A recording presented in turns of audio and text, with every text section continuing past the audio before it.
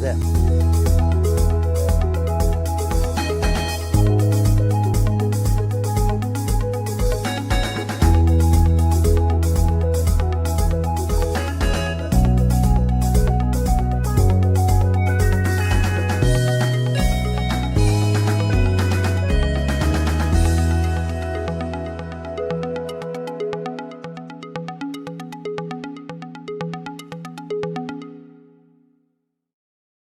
ہم اس وقت زیتون کے پہاڑ کے مغرب کی طرف ہیں۔ یہاں میرے بائیں طرف ایک جگہ ہے جہاں ان کا ماننا ہے کہ یسوع آسمان پر چڑھے تھے، اور مزید بائبل ہمیں سکھاتی ہے کہ وہ اسی طرح آئے گا۔ یہ خیال کیا جاتا ہے کہ جب وہ یہاں زمین پر اپنی بادشاہت قائم کرنے واپس آئے گا تو وہ یہیں واپس آئے گا۔ یہ ایک ڈرامائی دلچسپ جگہ ہے۔ یسوع زیتون کے پہاڑ پر کئی بار ریٹائر ہوئے۔ ہمارے اور یروشلم شہر کے درمیان بالکل قدرون وادی ہے۔ قدرون وادی میں ہی گتسمنی کا باغ ہے۔ تو ہمارے ارد گرد بہت دلچسپ بائبلی مقامات ہیں۔ صرف یہی نہیں بلکہ آج بھی مختلف مذاہب کے ماننے والوں نے یہاں عبادت اور خدا سے اظہار کے لیے عمارتیں تعمیر کی ہیں جو اہم مذہبی مقامات ہیں۔ آپ کو مسجد کا سنہری گنبد ٹیمپل ماؤنٹ پر نظر آئے گا۔ آپ کو اس طرف ایک اور عمارت کے سنہری گنبد بھی نظر آئیں گے، اور اس علاقے کے ارد گرد بھی اہم مقامات ہیں جنہیں دیکھنا چاہیے۔ یہ ایک خوبصورت جگہ ہے۔ یروشلم ایک خوبصورت شہر ہے، اور آج ہمارے پاس ایک خوبصورت دن بھی ہے۔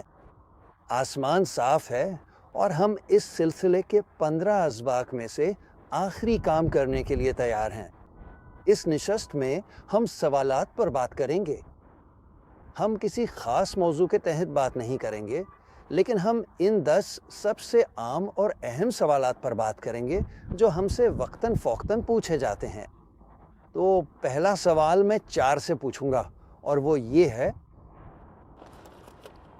آپ ان بچوں کی تربیت کیسے شروع کرتے ہیں جو جزوی طور پر بڑے ہو چکے ہیں اس سے پہلے کہ ہم نے یہ نئی باتیں سیکھی ہوں؟ ہم نئی پالیسی کیسے شروع کریں؟ یہ سوال اس سوال و جواب کے سیشن میں اس لیے شامل ہے کیونکہ یہ ہم سے بار بار پوچھا جاتا ہے۔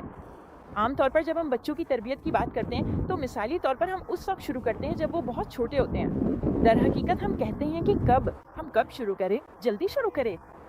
لیکن اگر آپ کے بچے پہلے ہی بڑے ہو چکے ہیں یا بڑے ہو رہے ہیں تو ہم نے یہ پایا ہے کہ اگر آپ بچوں کے پاس جائیں، بیٹھیں اور ایک خاندانی میٹنگ کریں اور کہیں کہ ہم نے آپ کی تربیت خدا کے کلام کے مطابق نہیں کی ہے، ہم دوسرے طریقے استعمال کرتے رہے ہیں، اور اب ہم نے یہ بائبلی اصول سیکھے ہیں بچوں کی تربیت کے بائبلی طریقے، اس لیے ہم اب کچھ نیا آزمانے جا رہے ہیں۔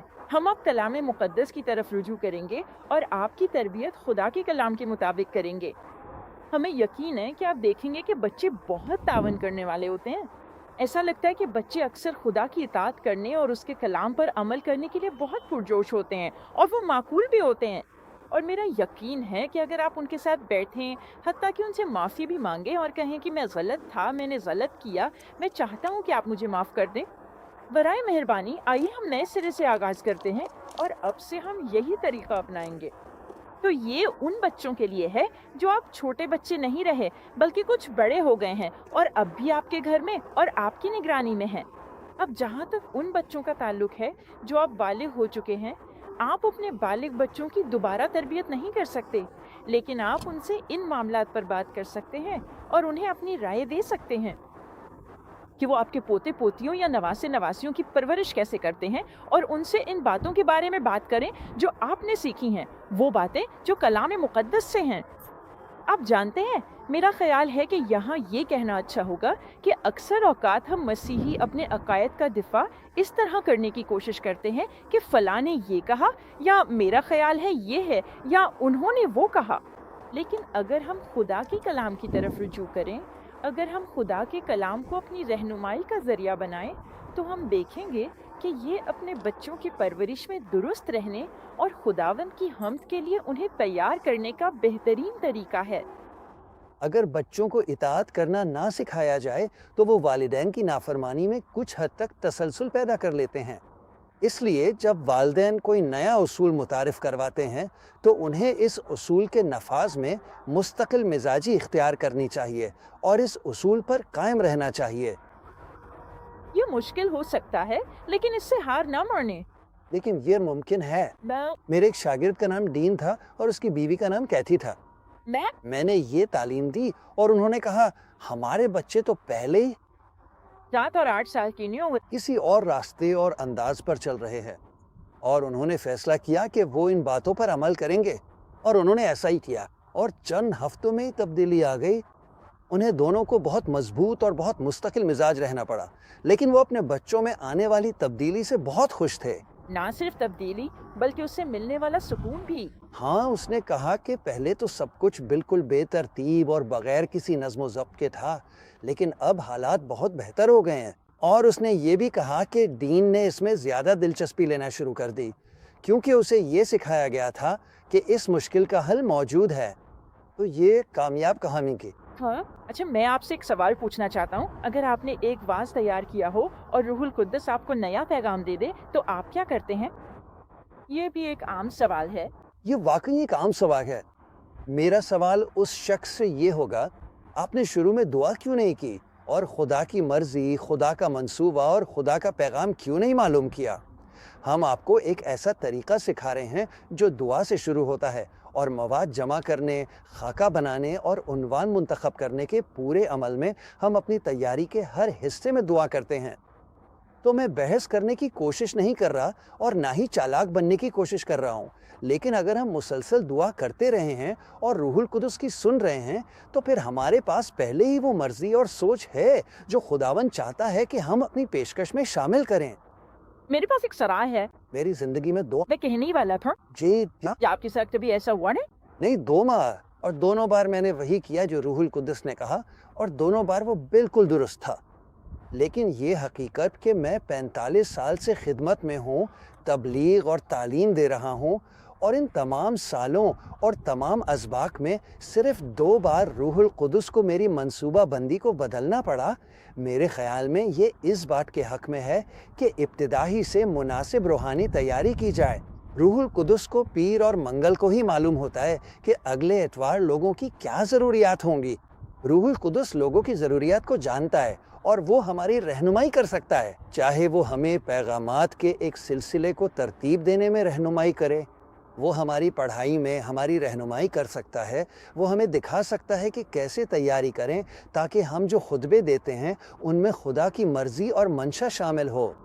لیکن یہ سب کہنے کے بعد میں کہوں گا کہ اگر کسی طرح ہم نے اپنی تمام تیاریوں میں سے کھو دیا ہے اور روح القدس صاف طور پر کہتا ہے یہ وہ پیغام نہیں ہے جس کی آپ کو تبلیغ کرنی ہے، آپ کو اس پیغام کی تبلیغ کرنی ہے، بلا شبہ ہم اس کی تعمیل کرتے ہیں جو روح القدس ہمیں کرنے کو کہتا ہے، اور وہ کیا کہہ رہا ہے اس سے حساس اور ہوشیار اور باخبر رہنا۔ اب کرنا مجھے لگتا ہے کہ ایک مضبوط ہے، پادری کے لیے یہ ایک مضبوط بات ہے کہ وہ مشق کرے اور تمیز کر سکے۔ آپ جانتے ہیں، مجھے ایک بار یاد ہے جب آپ نے روح القدس کی بات نہیں سنی تھی، کچھ ایسا ہوا تھا اور آپ نے اس پر رد عمل نہیں دیا، اور بعد میں آپ کو اس پر افسوس ہوا، اور وہ مشکل وقت تھا۔ اور کچھ اور مواقع بھی آئے جب آپ نے کہا کہ آپ سوچ رہے تھے کہ شاید آپ کو کرنا چاہیے تھا، لیکن آپ نے اپنی تیاری کے مطابق ہی آگے بڑھا اور محسوس کیا کہ روح القدس آپ کو اسی سمت میں لے جا رہا ہے۔ کبھی کبھی میٹنگ میں جو کچھ ہوتا ہے اس کی وجہ سے ہمارے جذبات میں اچانک ہی نیا خیال آ جاتا ہے کہ ہمیں کسی سچویشن کو کیسے کنٹرول کرنا چاہیے یا اس سے کیسے بات کرنی چاہیے۔ لیکن ہمیں چاہیے کہ ہم پیری سے جب ہم واز کی تیاری کر رہے ہوں تب بھی اس طرح کی باتوں پر توجہ دیں اور شاید اس کے لیے دعا بھی کریں۔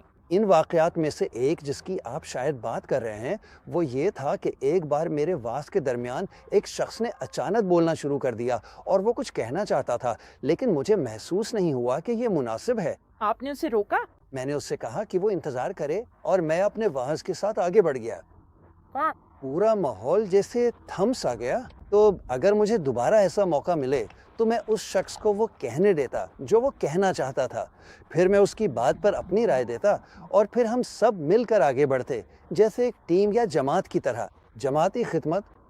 لیکن ہم اپنی غلطیوں سے سیکھتے ہیں اور مجھے امید ہے کہ اگلی بار میں زیادہ حساس رہوں گا۔ اچھا، آپ کے لیے ایک اور سوال ہے، میں خدا کی مرضی کیسے جان سکتا ہوں؟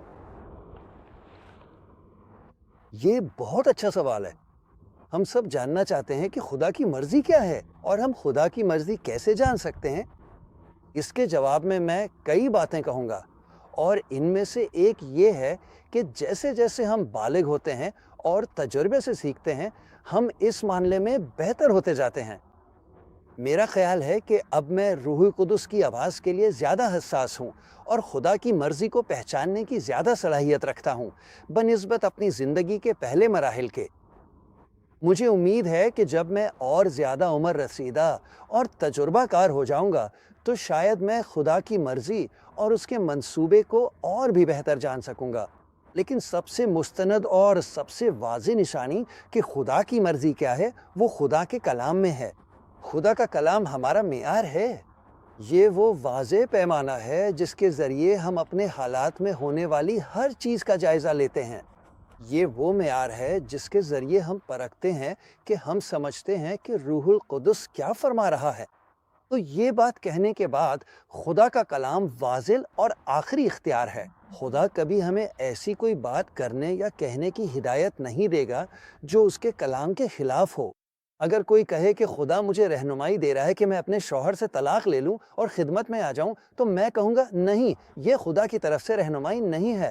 ٹھیک ہے، تو آپ کا مطلب یہ ہے کہ کبھی کبھی خدا چاہتا ہے کہ ہم اس کے کلام میں جائیں، مطالعہ کریں اور اس وقت کو استعمال کریں، اور یہ نہ سوچیں کہ میرے پاس بائبل پڑھنے کا وقت نہیں ہے۔ اس لیے بائبل کو پڑھنا ضروری ہے۔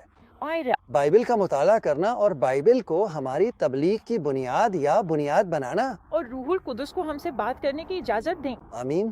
اس لفظ کے ساتھ جو ہم پڑھ چکے ہیں۔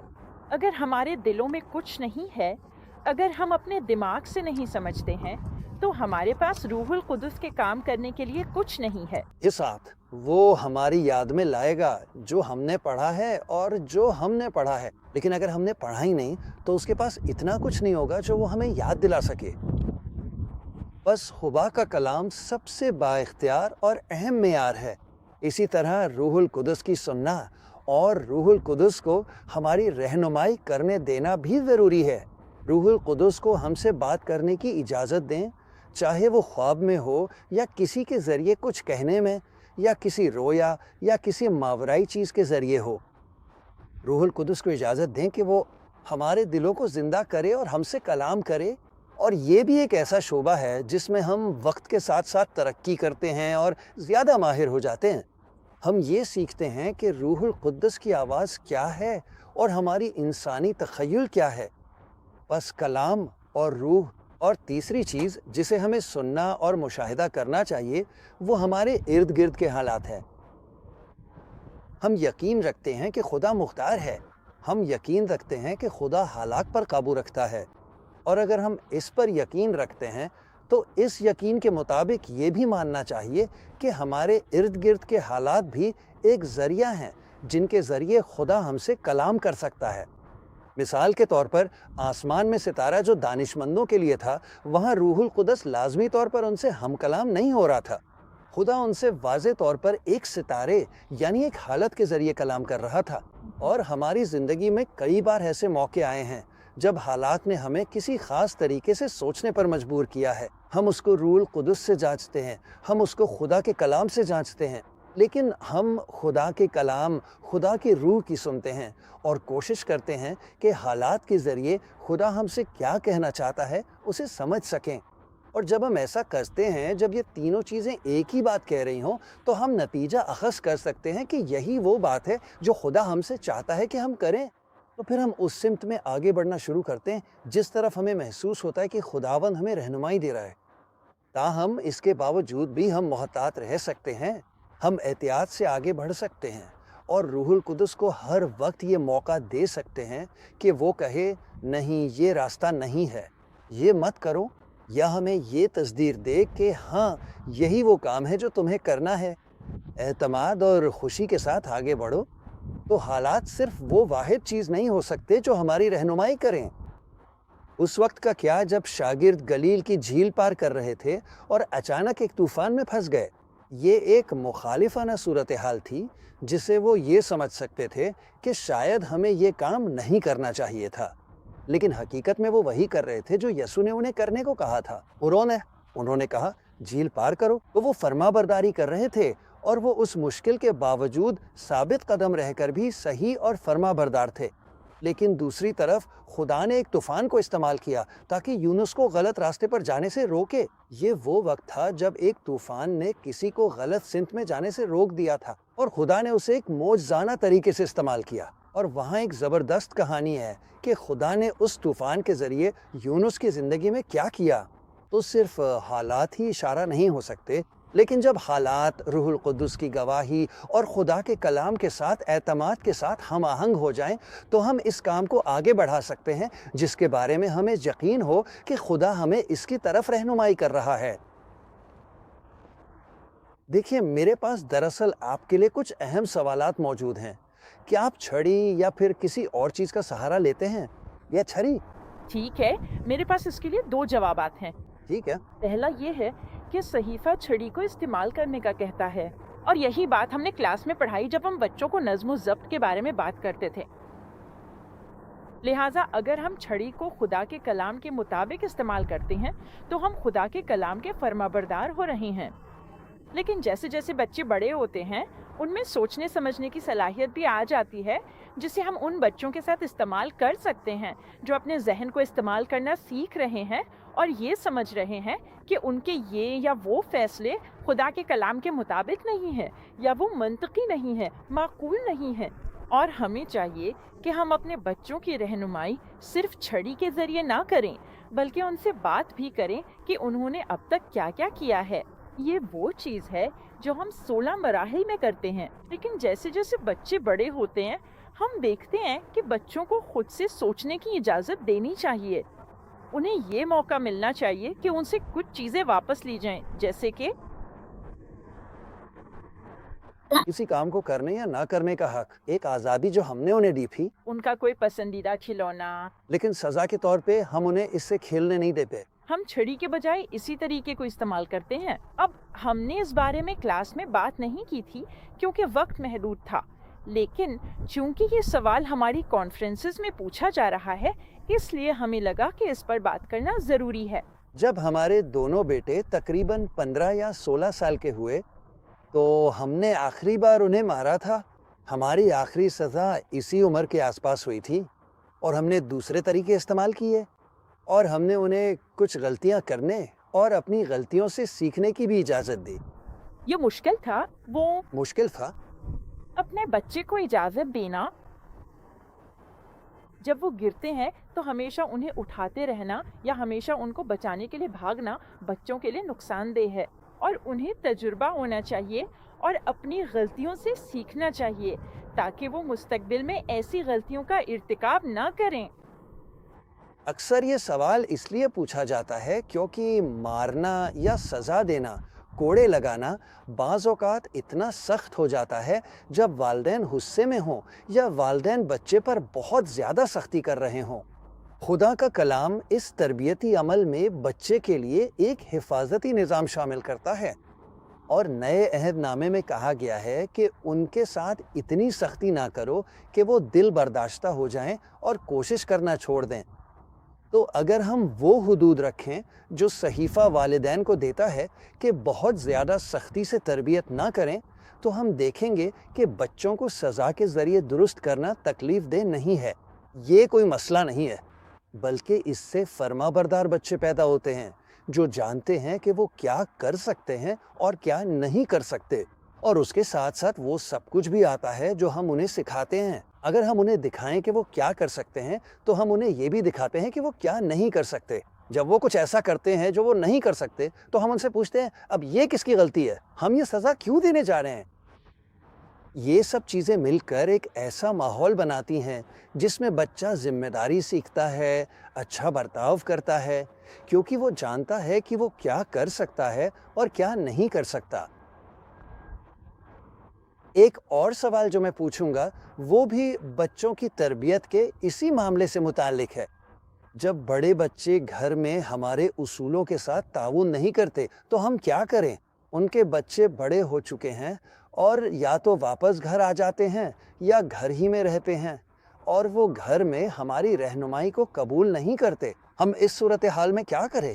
کچھ ثقافتوں میں جہاں ہم نے کام کیا، وہاں بچے اکثر کالج جانے یا نوکری کرنے کے لیے گھر چھوڑ دیتے ہیں اور اپنے دوستوں کے ساتھ رہنے لگتے ہیں۔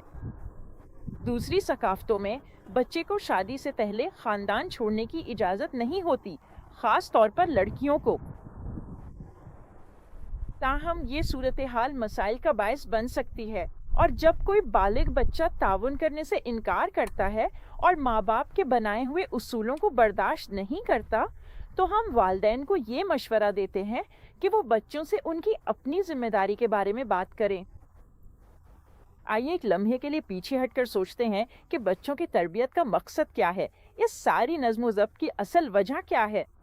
ہم اپنے بچوں کو صرف مارنے کے لیے نہیں مارتے، ہم اپنے بچوں سے نفرت نہیں کر کے، ہم اپنے بچوں سے محبت کرتے ہیں، اور ہم چاہتے ہیں کہ ہمارے بچے اپنی سرگرمیوں اور اپنے کام میں نظم و ضبط اختیار کریں۔ اور اگر وہ ہمارے ساتھ تعاون نہیں کر رہے جب وہ بالغ ہو جاتے ہیں، لیکن پھر بھی ہمارے گھر میں رہ رہے ہیں، تو ہمارے پاس یہ کہنے کی وجہ موجود ہے کہ دیکھو، اگر تم تعاون نہیں کرو گے تو میں تمہیں کھانا نہیں دوں گا۔ اگر تم اس گھر کے اصولوں پر عمل نہیں کرو گے تو ہمیں کہنا پڑے گا کہ اب تم یہاں نہیں رہ سکتے اور تمہیں اپنی جگہ خود تلاش کرنی ہوگی۔ اب یہ بہت مشکل ہے۔ ہم اپنے بچوں کی ذمہ داری محسوس کرتے ہیں جب تک وہ شادی نہیں کر لیتے، لیکن آپ جانتے ہیں کبھی کبھار جب وہ گھر چھوڑ دیتے ہیں اور انہیں خود جگہ تلاش کرنے، کرایہ ادا کرنے، یوٹیلیٹیز کے بل دینے، کھانے کا بندوبست کرنے اور گھر کی حفاظت کرنے کی ذمہ داری اٹھانی پڑتی ہے تاکہ چوری یا ڈاکہ نہ پڑے، تو پھر انہیں احساس ہوتا ہے کہ صرف کسی اور کے ذریعے کھانا، حفاظت اور گھر فراہم کر دینا ہی سب کچھ نہیں ہے۔ اسی لیے ہم یہ پرزور مشورہ دیتے ہیں کہ تمام بچے اپنے والدین کی باتوں کو غور سے سنیں، اور جب تک وہ گھر میں مقیم ہیں ان کی ہر بات مانیں اور ان کے مکمل فرما برداری کریں۔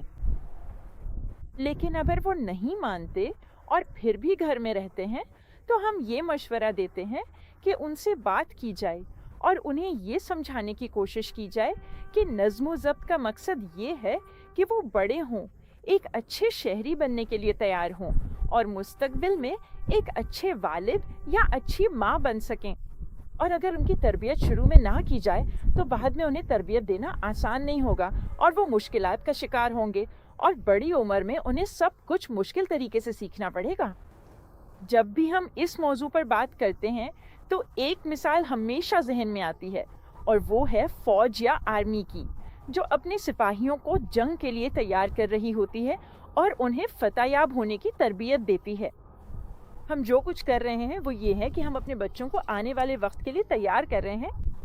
ہم نہیں جانتے کہ انہیں آگے جا کر کن حالات کا سامنا کرنا پڑے گا، لیکن اگر ہم ان کی بنیادی اور سادہ خود پر قابو پانے کی عادتوں کو سنوار لیں، اور اگر ہم انہیں زندگی گزارنے کے مختلف اصول سکھا دیں اور ان کی تربیت اس طرح کریں کہ وہ اچھی طرح تیار ہو جائیں، تو پھر وہ زندگی کے لیے تیار ہوں گے۔ ہم انہیں اچھا شہری بننے کی تربیت دے سکتے ہیں اور ان کی مدد کر سکتے ہیں کہ وہ صحت مند اور کامیاب زندگی گزاریں، اور میرا ماننا ہے کہ یہی مقصد ہے ہمارے بچوں کی تربیت اور نظم و ضبط کا۔